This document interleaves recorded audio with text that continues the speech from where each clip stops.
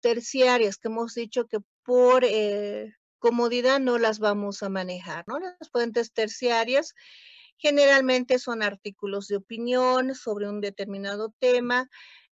No es importante en este caso mencionarlas porque no vamos a recurrir tampoco a ellas, pero sí existe por metodología fuentes terciarias, ¿no? Eso ya depende mucho del autor que ustedes estén manejando para el tema de la parte metodológica. ¿Alguna pregunta sobre sus fuentes? Lice, buenas noches. Sí, yo tengo una pregunta. Sobre lo que son las fuentes terciarias, yo, por ejemplo, estoy en mi proyecto, se va a implementar lo que son las charlas de una persona. ¿Esto llegaría a ser fuente terciaria o directamente fuente No, primaria? no. Esa es una fuente primaria porque tú estás acudiendo a un experto, ¿no? Entonces, cuando yo estoy pidiendo una opinión directa y estoy generando yo el dato de esa opinión, yo voy a analizar lo que le está diciendo, es una fuente primaria.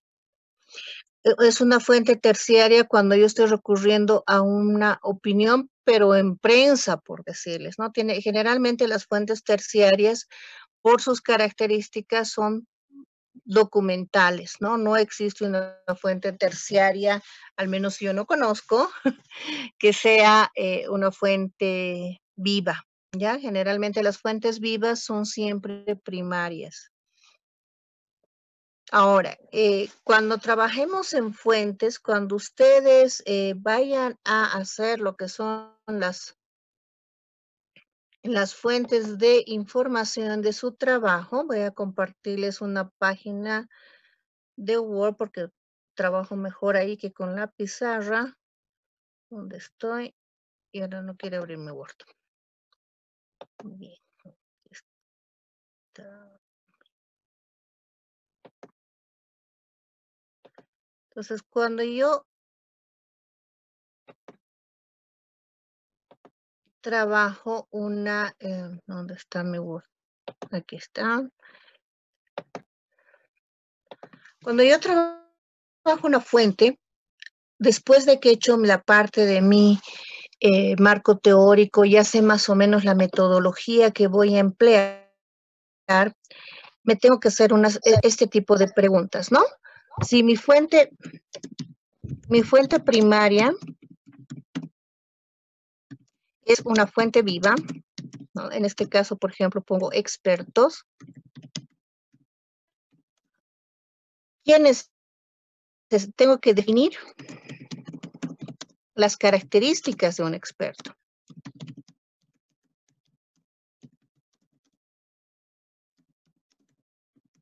A ver, trabajemos con un ejemplo actual. Vamos a trabajar con el COVID, ¿no ven? Ay, ¿cómo se escribe? COVID-19. Muy bien. Este es nuestro caso, ¿verdad? ¿Quiénes podrían ser? Quiero que ustedes vayan haciendo el perfil del experto, ¿no? Que es su perfil. ¿Quiénes deberían ser los expertos en COVID-19? A ver. ¿Quién se le ocurre? Científicos, virólogos. Científicos. ¿Ya qué tipos de científicos? Habían dicho virólogos. Sí. ¿Qué más?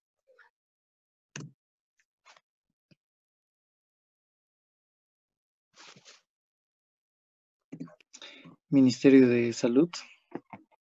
No, el ministerio no es un experto. Porque si yo digo ministerio, le voy a entrevistar a la secretaria, digamos, no sé qué tan experta sea. A ver, tenemos que definir bien, el experto es una persona, ¿ya? ¿Médicos? Autoridades en salud, ¿ya? Médicos. Ay, cualquier cosa. Médicos. ¿Pero qué médicos? Hemos visto que se están trabajando dos tipos de médicos, ¿no? Arriba decíamos virólogos, que los vamos a separar y ya les voy a explicar por qué. Luego está de moda esta palabra. ¿Qué? Neumólogo. Patólogo. ¿Qué era? Patólogo. Patólogo. neumólogos, patólogos, intensivistas, ¿verdad? Y ayer había algo interesante aquí, científicos virólogos, que hay unos especialistas que trabajan con animales, por ejemplo, ¿no? Otros que trabajan con, hemos visto que hay zootecnistas, por ejemplo, ¿no? Porque están haciendo la investigación de los animales que supuestamente son la fuente. Y gracias al antiparasitario también están médicos veterinarios, ¿no? Anoche había una interesante reunión. Miren, estoy definiendo los perfiles de mis expertos. Entonces, mis expertos podrían ser científicos, que hagan investigación en virología, que hagan investigación en animales o tecnistas, genetistas, ¿no? Porque han dicho que han descubierto el código genético. ¿Habrá en Bolivia todos estos? Habría que preguntar. Seguramente deben haber muy pocos. Seguramente voy a tener aquí unos 2 nombres, digamos, ¿no? Dos o 3 nombres que yo tengo que identificar. Por eso primero lo hacemos en general y a medida que ustedes van investigando también vamos viendo. ¿Qué autoridades de salud deberían entrar acá? A ver, el ministro, la primera. ¿Qué otra autoridad? La Organización Mundial de Salud. Ya, el representante, ¿no? Y el secretario. La OMS y OPS. ¿Ya? ¿Quién más? ¿Qué otras autoridades? ¿Qué les parece el director de enfermedades contagiosas? Porque hay otro director de enfermedades no contagiosas, que se llaman enfermedades, ¿qué se llaman las no contagiosas? Autoinmunes, ¿no? Que está ahí, está cáncer, está así, bueno, en contagio está así, por ejemplo, y luego está la fibromialgia y muchas enfermedades que no se transmiten de persona a persona, el asma, pero que tienen tratamiento de cáncer, ¿no? Director de enfermedades contagiosas, etcétera, etcétera. Entonces yo voy definiendo qué autoridades de salud, ¿no? Que pueden ser regionales, nacionales, locales. En el caso nuestro local sería el director del CEDES, ¿no? Del CEDES, el director de epidemiología nacional, es el que ahora sale a hablar, ¿no? Entonces, mire, ya estoy definiendo mis fuentes vivas. En médicos virólogos podríamos ver los que tengan mejor perfil profesional, ¿no?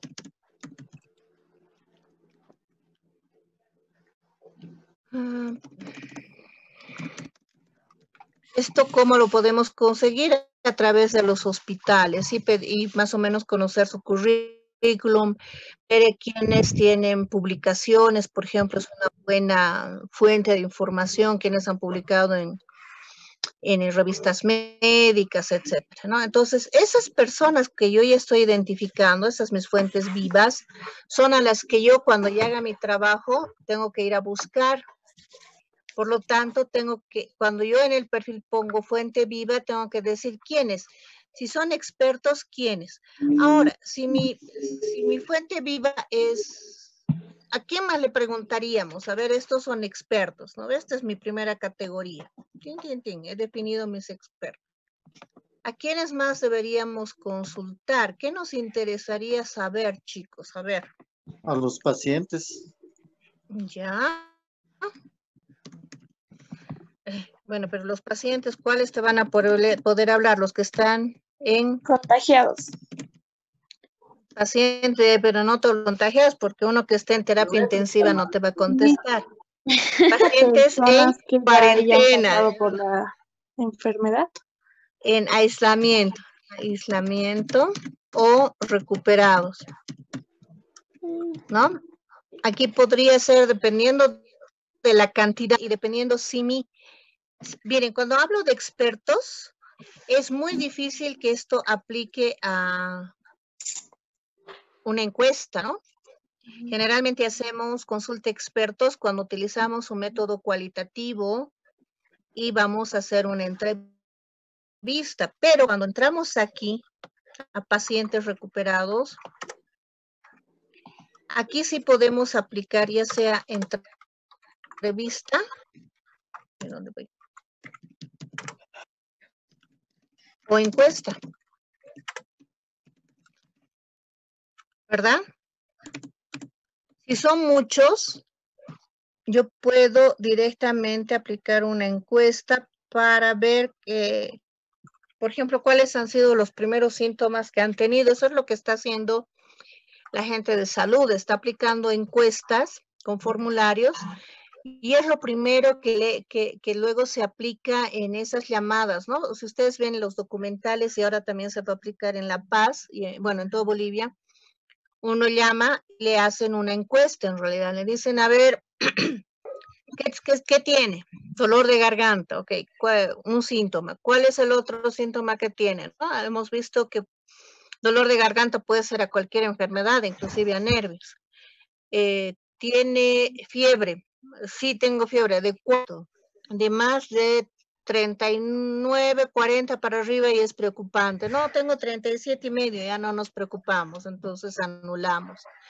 A partir de haber recogido la información de estos pacientes en cómo se les ha ido presentando la información, se han elaborado estos estándares. Entonces yo puedo hacer lo mismo, ¿no? Decir, a ver, hacer una encuesta y decir que me vayan marcando los síntomas que has sentido primero, ¿no?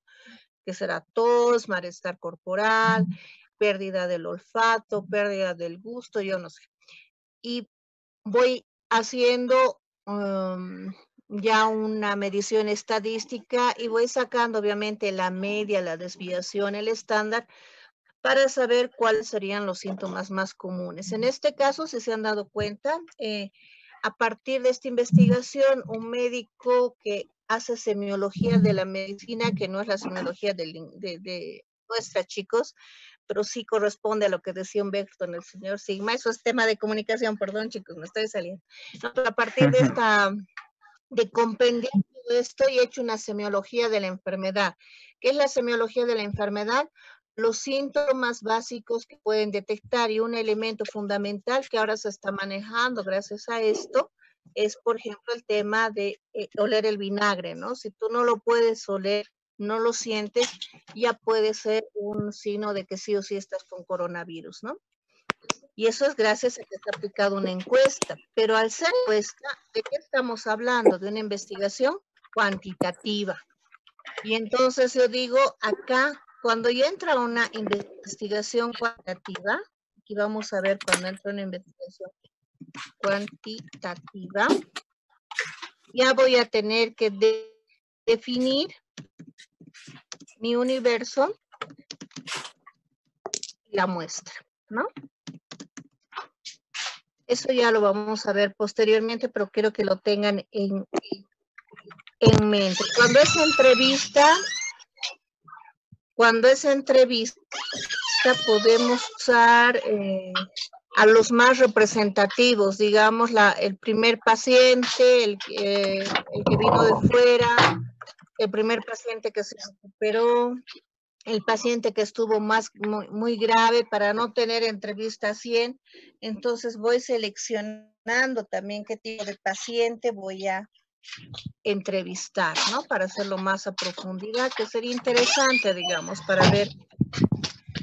Alguien está con su micrófono abierto. Deme un cachito, voy a cerrarles micrófono a todos, porque si no. Bien. Entonces, es bien importante esto, ¿no? Definir. Ahora, cuando nosotros estamos trabajando, chicos, voy a cerrar micrófonos a todos. Den un ratito.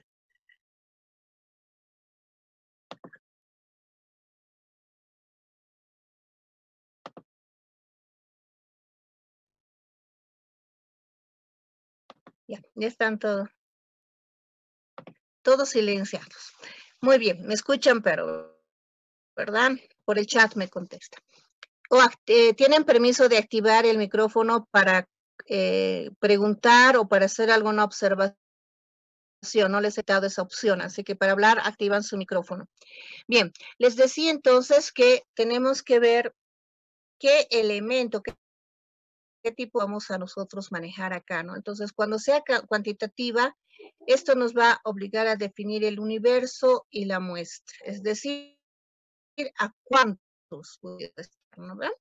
Nuestra muestra va a decirnos cuántas encuestas. Ahora, algunos me preguntan, ok, pero yo quiero seguir siendo cualitativo, pero quiero encuestar un poquito. Entonces, si es cualitativo, voy a quedarme con las entrevistas, pero hay una forma de hacer una encuesta cualitativa que se llama encuesta sondeo, ¿no? Y esta no tiene una muestra estadística.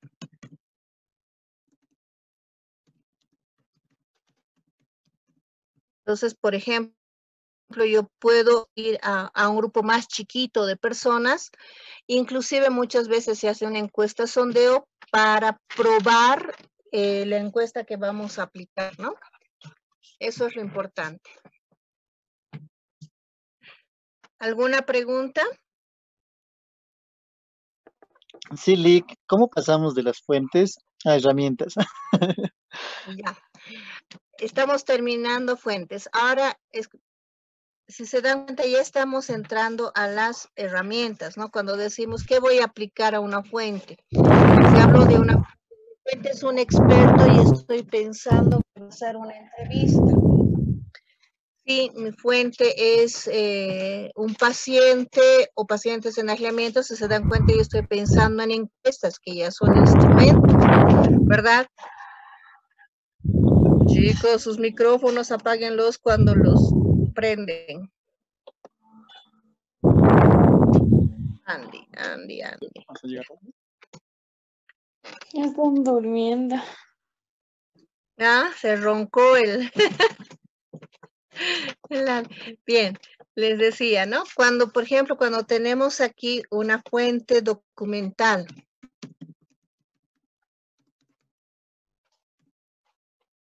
Entonces yo puedo hacer varios instrumentos. No hay documental que no se escribe.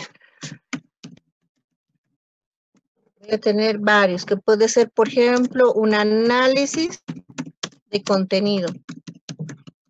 El análisis de contenido, por si acaso, es un método cuantitativo.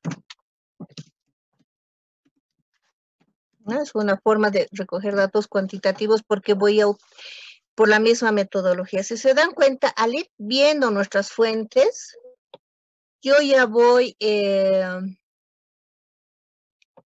determinando también mis tipos de análisis. Entonces, ¿qué quiere decir? Que ya estoy pasando a los instrumentos, ¿no? ¿Y qué son los instrumentos de investigación? Son como poner esa lupa que nosotros vamos a tener. ¿Agua? Lick, se escucha entrecortado. Ahí, muy entrecortado. No tanto, pero sí un poco. Ya, me voy a cambiar, no van a colgar, me voy a cambiar de ubicación para que entre mejor. Mucho lag. Me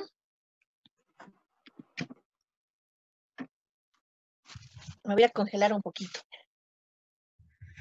Bien, mientras tanto vayan pensando en sus trabajos para ver qué tipos de instrumentos vamos a manejar.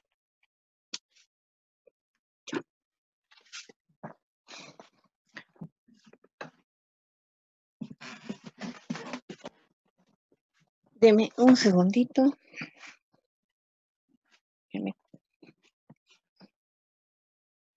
Cambio de conexión y ya.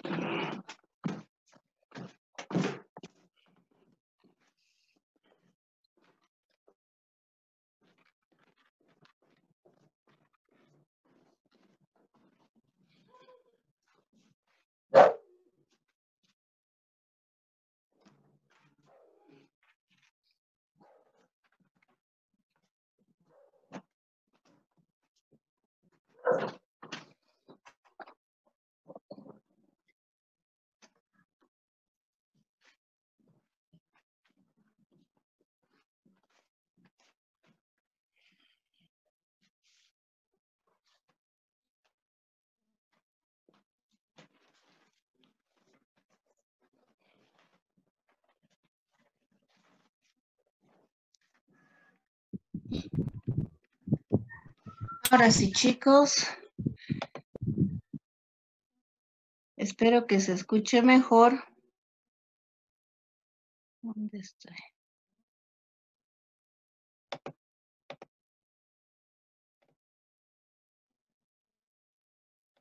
Muy bien. ¿Ahora sí me escuchan mejor?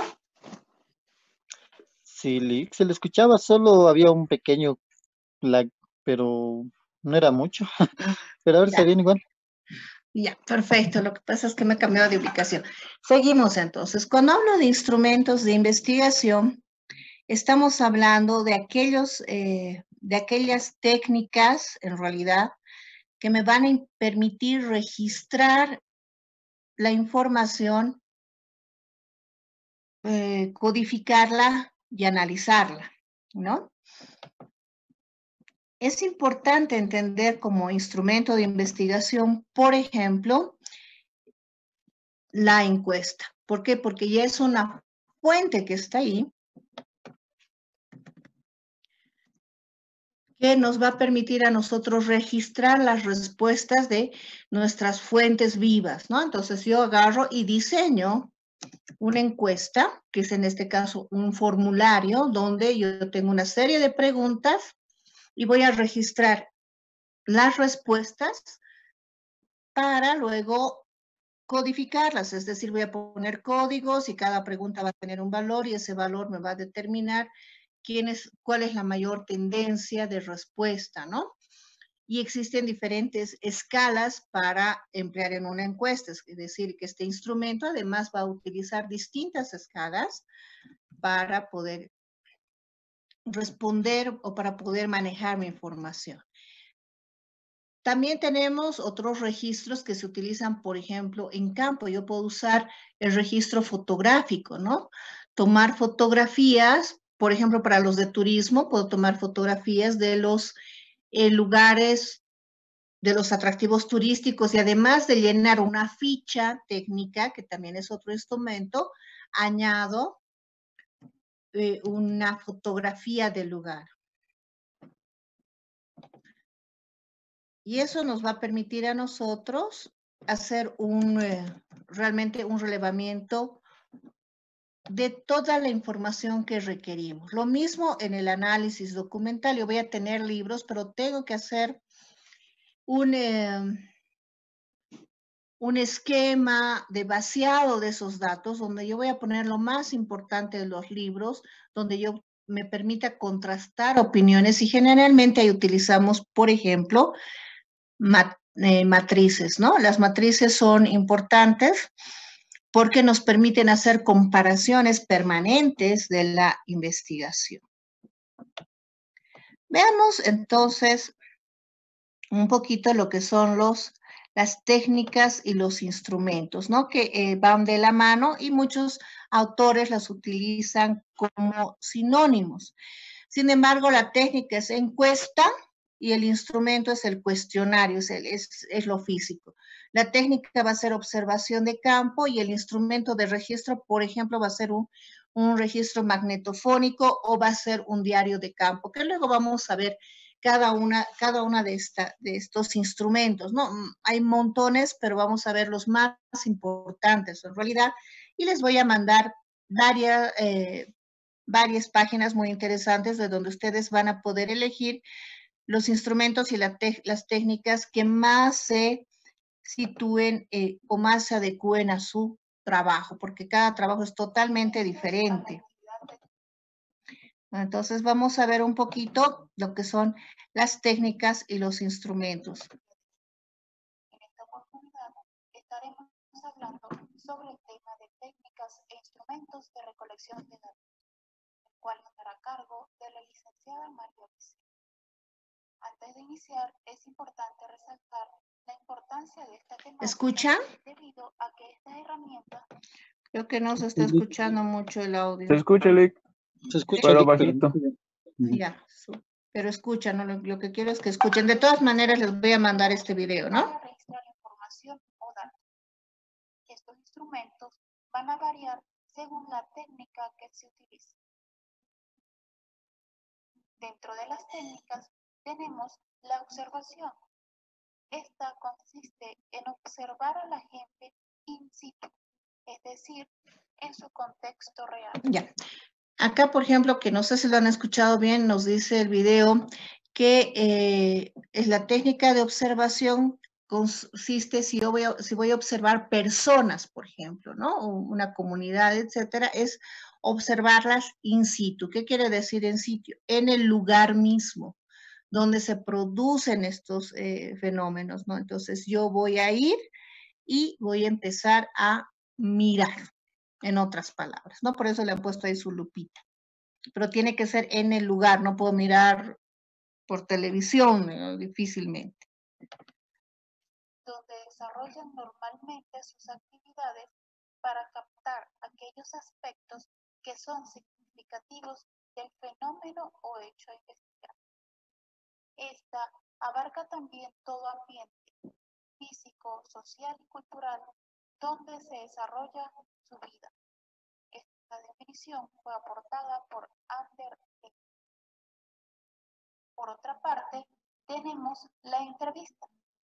Esta tiene como principio que una persona, en este caso el encuestador, solicita información a otra, que sería el informante o sujeto encuestado, para obtener datos sobre un problema determinado. Va desde una interrogación estandarizada hasta la conversación libre. En ambos casos. Bien, acá estamos viendo dos técnicas que son eminentemente cualitativas. ¿Por qué? Porque yo no estoy yendo a estandarizar las respuestas, sino más bien a buscar, ¿no? En la técnica de observación, yo voy a tratar de registrar lo más posible los eventos significativos. Por ejemplo, hace años cuando ustedes creo que ni habían nacido, estoy hablando de los años 90, exactamente el 91, si no me equivoco, tuvimos otra pandemia que era la pandemia del cólera, ¿no? Entonces, un grupo de investigadores teníamos que salir al campo y ver realmente por qué había tanta incidencia de esta enfermedad en ciertas regiones. ¿Y qué teníamos que anotar? Por ejemplo, los hábitos de las personas con la higiene de los biberones, ¿no? Entonces llegábamos a la casa, no molestábamos a la gente, pero anotábamos y veíamos que, por ejemplo, el niño estaba jugando con el biberón en el patio y se lo ponía a la boca, ¿no? Entonces decíamos, no hay control, el niño usa el biberón como juguete y no como un elemento de alimentación y por ende es propenso, ¿no? Entonces íbamos anotando, nos decían, por ejemplo, teníamos que anotar otro estándar que era cómo la mamá limpiaba algo al momento de alzarlo. Si ustedes se han dado cuenta, hay muchas mamás que piensan que lo mejor es chupar el chupón y luego dárselo al bebé, o sea, se está contagiando ella y de paso le está contagiando también al niño, ¿no? Entonces íbamos registrando estos hábitos y por qué lo hacían y ellos no lo veían como algo malo.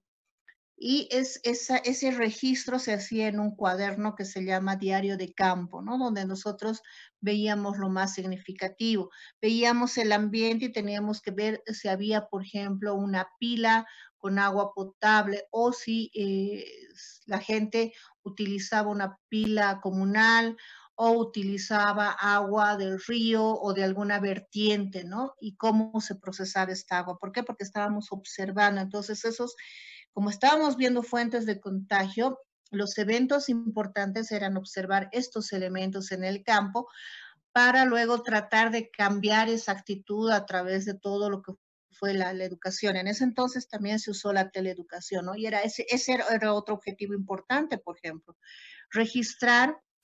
No había internet, pero había que registrar qué radios se escuchaban, si esa familia tenía por lo menos radiotransistores, entonces uno iba registrando porque no era pertinente hacer una encuesta y decirle, ¿usted tiene radio? ¿No? Porque la gente se iba a sentir como que ofendida, como que le estabas juzgando, entonces hay que ser muy cautos.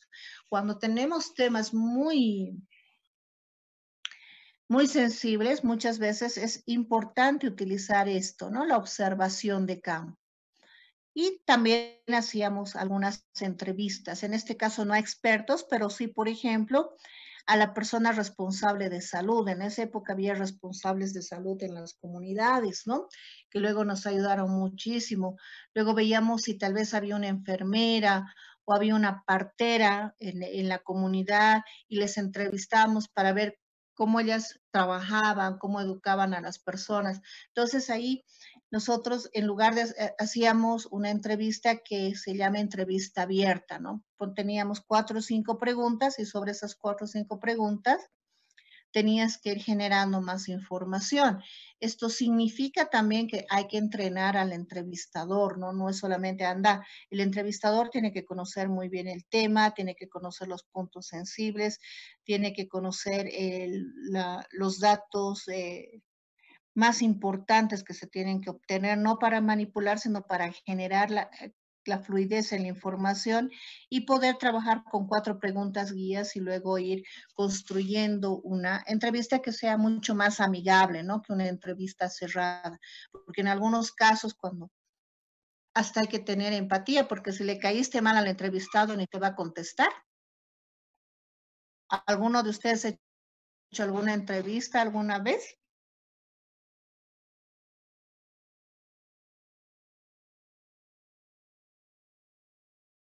A ver, ¿quién cuenta su experiencia? Hacer un formulario o un bosquejo de cuestiones para orientar la comunicación. Esta definición, de igual forma, fue aportada por Anmer Eck. Continuamos con la técnica de la observación, la cual se puede clasificar según los medios y según la participación de los. Por ello tenemos que según los medios, esta puede ser estructurada o sistemática. Ella requiere de instrumentos para la recopilación de los hechos a observar. Muy bien, aquí hablamos, al igual que la entrevista, la observación puede ser estructurada, es decir, yo tengo ya una guía de observación, como les hablaba del ejemplo, ¿no? Que nos decían exactamente qué teníamos que ver. Generalmente usamos estructurada cuando estamos trabajando con temas ya muy puntuales y no estructurada cuando es cuando yo voy y observo todo y trato de apuntar lo más que se pueda.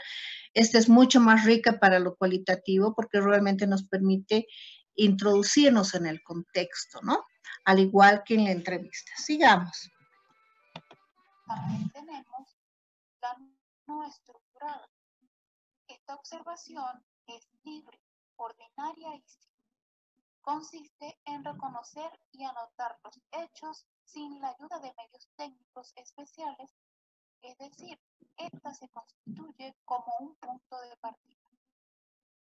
Por otra parte, dentro de la observación participante, tenemos que se refiere a la participación que el investigador promueve en la investigación, dentro de la que encontramos la participación natural cuando el observador pertenece al grupo que se investiga y la participación artificial cuando el observador se integra al grupo para realizar una investigación. Tenemos también la no participación. A ver, chicos, ahorita se va a cortar, les voy a mandar, voy a cerrar esta sesión y les voy a mandar un nuevo link, ¿ya? Nos vemos en 5 minutos. No, miento, 3, vayan a traerse agua. O lo que quieran tomar. Está bien.